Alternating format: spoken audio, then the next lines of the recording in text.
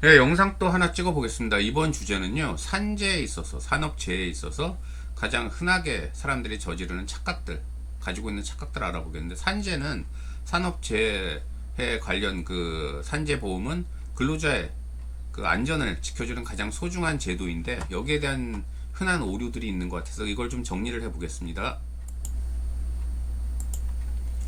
첫 번째, 회사의 동의가 필요한가? 일부 분들 보면은 산재 신청 시 회사의 동의가 필요하다. 그래서 회사가 동의 안 해주면 산재 처리 못한다. 이렇게 잘못 알고 계신데 이거 명백한 오류입니다. 2018년도까지는요. 산재 신청, 특히 요양급여, 그 병원비 신청서에 회사 확인 도장 찍는 란이 있긴 있었어요. 그건 뭐냐면은 이 여기 쓴 내용이 사실입니다.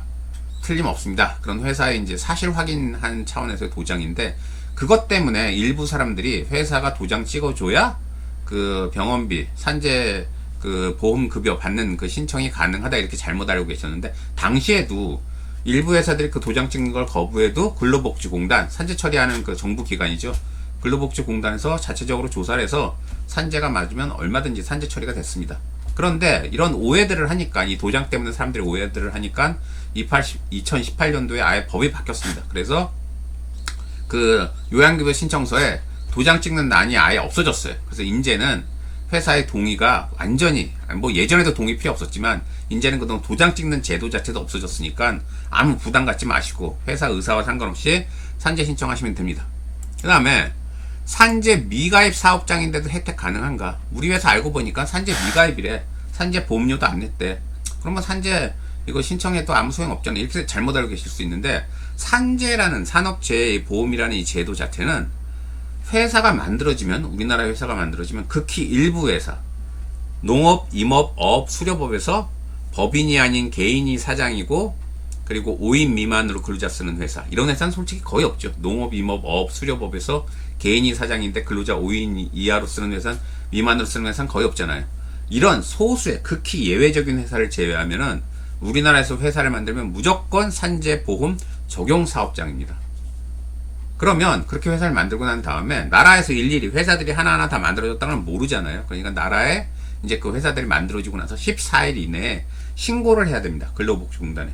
우리 회사가 이번에 이렇게 만들어졌는데 산재 당연히 적용 사업장이니까 산재 보험료 낼 테니까 종이 보내주세요. 그래서 청구서 날라오는 겁니다. 그런 시스템입니다. 그러니까 산재 보험이라는 게 일반 보험처럼 뭐 신청해서 그래서 거기서 이제 회사에서 받아줘서 회사랑 가입하고 이런 시스템이 아니라 회사가 만들어지면 무조건 만들어진 순간부터 가입은 하는 거고 그리고 보험료는 회사가 신청을 하면은 이제 종이 보내달라고 하면 그때부터 보험료를 내는 시스템이기 때문에 회사가 가입하고 말고의 여지가 없어요. 이거는 무조건 가입되는 거기 때문에 그래서 설사 산재 보험료 그동안 안 낸 사업자 그러니까 회사가 만들어지면서 가입은 했는데 회사가 신고를 안 해서 회사가 만들어졌다는 걸 신고 안 해서 산재보험료 안 냈을 수도 있죠. 그런 경우에도 얼마든지 산재 혜택은 받을 수 있습니다. 왜냐하면 이미 회사가 만들어진 순간부터 산재보험에 가입이 됐으니까. 그러면 이런 경우 보험료 안 낸 회사가 그동안 보험료를 안 냈어요. 근데 보험료 안 낸 회사인데 그 회사 근로자를 산재 처리 다 해줬어요. 그러면 좀 불합리하죠. 어떤 회사는 꼬박꼬박 보험료 내고 누구는 안 내고 이러면 보험료 낸 회사만 불리하잖아요. 그래서 이렇게 미가입이라기보다는 보험료를 안 냈던 회사들 같은 경우에 그 보험료 안 낸 기간에 근로자가 다쳐서 그 산재 처리가 될 경우에는 그동안 안 낸 보험료는 당연히 다 내야 되고 근로자 산재 처리에 들어간 돈의 50%를 회사가 그것도 내야 됩니다. 왜냐하면은 보험료 내야 되는데 왜 그동안 신고 안 하고 보험료 안 냈냐 이런 벌칙 차원에서요. 그래서 제가 아는 어떤 중국집은 요즘은 대부분 뭐 배달의 민족 이런 데서 뭐 따로 그 직접 고용 안 하고 거기 있는 배달원 분들이 와서 이제 물건 아예 음식 이제 배달하죠. 근데 그 중국 회사는 중국집은 배달원을 직접 고용을 했었어요. 그런데 그 직접 고용한 배달원에 대해서 그럼 근로자잖아요. 그럼 산재 당연히 처리해야 되는데 그 보험료 안 냈어요. 그러니까 이런 근로자 고용하고 우리가 이제 산재 처리해야 되니까 산재 처리가 아니라 산재 보험료 낼 거니까 종이 보내달라 이런 연락을 안 한 거예요. 공단에 신고를. 그래서 보험료 안 내고 그렇게 근로자 쓰다가 근로자 그 배달하시는 분이 오토바이 타고 배달하다 다쳤어요. 교통사고 나서. 근데 되게 많이 다쳐서 장애를 입었나 그래요. 그럼 장애 입으면 나라에서 돈이 많이 나가잖아요. 그렇게 나라에서 나간 돈의 반을 이 중국집에 물렸습니다. 당신들이 내라고. 그래서 산재 보험료 안 내면은 그 기간 중에 발생한 사고에 들어간 돈의 반을 회사가 낼 수도 있고 미리 말하지만 산재 보험료는 얼마 안 합니다. 대부분 업종에서. 그래서 산재 보험료 꼭 좀 내시라는 거. 그 다음에 뒤늦게라도 신청 가능한가? 그래서 예컨대 몇 달 지나고 몇 년 지났어요. 가능할까요? 산재? 그래서 일부 분들 보면은 좀 이따 얘기하겠지만 사고 발생하고 나서 뭐 3년 지나면 안 된대. 그렇게까지 뭐 아니면 그거 아니더라도 그렇게까지 오래 시간 지났는데 받아주겠어? 정확히 말하면은요, 산재는 좀 이따 설명하겠지만 소멸시효가 3년인데 이 소멸시효 3년은 사고나 질병 발생 시부터 3년이 아닙니다.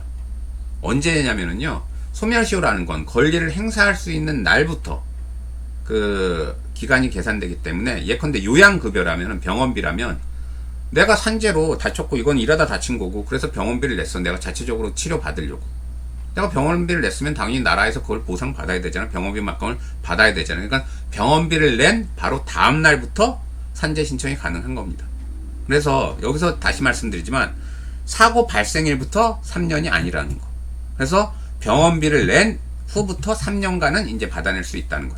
그런데 뒤늦게, 너무 늦게, 예컨대 한 10년 전에 산재가 발생했어요. 그동안에 아무런 액션을 안 취했어요. 근데 10년 지나고 나서 또 병원을 가서 그것 때문에 이제 병원비를 냈는데 아무리 생각해도 이건 산재 같아요. 그럼 지금이라도 산재 신청은 할 수 있어요. 단 10년 동안에 증거가 남아 있을 거예요. 산재 신청하면 공단이 무조건 오케이 하는 게 아니라 근로복지공단 조사를 합니다. 자체적으로 이게 산재가 맞냐 아니냐. 그럼 당연히 증거를 내라고 그러겠죠. 그럼 관련 CCTV나 증언 이런 걸 내야 되는데 10년이라는데 CCTV가 있겠어요? 뭐 증언이 있겠어요? 그러니까 너무 뒤늦게 하면은 산재로 인정받기 힘들 소지가 크다는 거. 그거는 좀 확인하시고, 그 다음에 회사가 자체적으로 보상해 준다는데 굳이 산재를? 이런 회사들도 꼭 있어요. 산재 그거 나라에 괜히 알리지 말고 서로 골치 아프니까 우리가 충분히 돈 줄 테니까 그걸 끝내자고. 자체 합의죠. 공상이라고 많이 하는데 산재는 일반적인 합의에 비해서 좋은 점이 아주 유달리 좋은 점이 있습니다. 뭐냐면 일반적인 합의는 어때요? 예컨대 우리가 교통사고 났어요. 교통사고 나서 합의했어요. 그러고 나면 합의서에 보통 뭐 쓰죠? 추후 일체의 민형사상 이의제기를 하지 않겠다. 그걸로 끝나는 거죠. 이제 그럼 그 돈 받고 끝나는 거죠. 근데 아주 큰 사고 같은 경우는 어떻습니까? 왕왕 합의서 다 쓰고 난 다음에 얼마 지나고 나서 꽤 시간 지나고 난 다음에 후유증 나타날 수 있죠. 교통사고 같은 경우에. 그러면 뒤늦게 발생한 후유증에 대해서 또 보상받을 수 있습니까? 물론 아주 어렵게 법적으로 법리적으로 어렵게 들어가면 뭐 별개의 소송물이다, 뭐 예상 못한 그 향후 장애에 대해서는 별도로 받아낼 수 있다, 이런 이론들이 있는데 이거를 인정받으려면 소송까지 해야 됩니다. 근데 소송이 쉽습니까? 그리고 이게 일반적으로도 인정되지 않아요. 예외적인 것들이기 때문에. 그래서 회사가 자체적으로 보상해 준다고 해서 거기 오케이 하고 합의했는데 뒤늦게 후유증 발생하면 굉장히 골아파져요. 큰 사고 같은 경우는. 그런데 산재로 처리하면 좋은 점이 뭐가 있냐면요, 산재엔 재요양 제도라는 게 있습니다. 그래서 산재로 아무리 나라에서 돈 많이 들어도 처리해 준 다음에 기간도 없어요.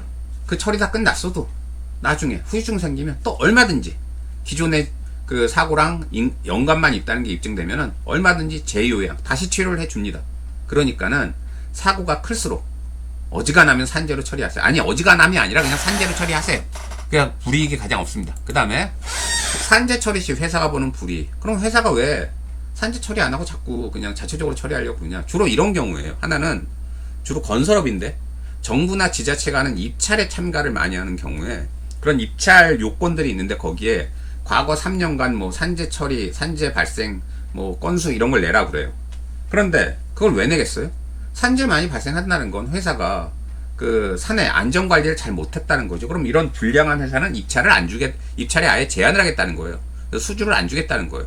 그러니까 이런 입찰에서 불이익 받지 않으려고 산재를 자꾸 산재 처리 안 하고 공상으로 처리하려고 그러고 자체적으로, 아니면은 개별 실적 요율이라는 제도가 있어요. 이건 뭐냐면은요, 우리가 자동차 보험 같은 경우에 사고 많이 나면, 큰 사고 나면 그 다음에 어떻게 돼요? 보험료 올라가죠. 왜? 당신 때문에 우리 회사 손해 많이 봤으니까 이제 보험료 더 내라 이거죠. 산재도 마찬가지예요. 그래서 아주 큰 사고 자주 나고 그러면은 나라에서 그것 때문에 산재 처리에 들어가는 돈이 많잖아요. 그러면은 당신네 회사는 왜 이렇게 사고가 많이 나냐? 당신네 회사 때문에 나라에서 돈 많이 썼다. 그러니까는 보험료 더 내라. 그래서 산재 보험료가 올라가요. 그런데 이런 경우는 극히 예외적이고 그 기준도 되게 높기 때문에 웬만하면 거기에 해당 안 됩니다. 그리고 좀 이따 얘기하겠지만 산재인데 산재가 아닌 걸로 처리할 때 불이익이 훨씬 더 크기 때문에 산재는 그냥 산재로 처리하세요. 그 다음에 이제 산재가 아닌 자체 처리 회사가 보는 불이익, 산재인데 공상으로 처리했어요. 그럼 이런 경우 불이익이 있을까요? 당연히 불이익이 있으니까 대다수 회사들이 산재로 처리하겠죠. 뭐냐면은요, 산재는 발생 시 나라에 신고할 의무가 있습니다, 회사에.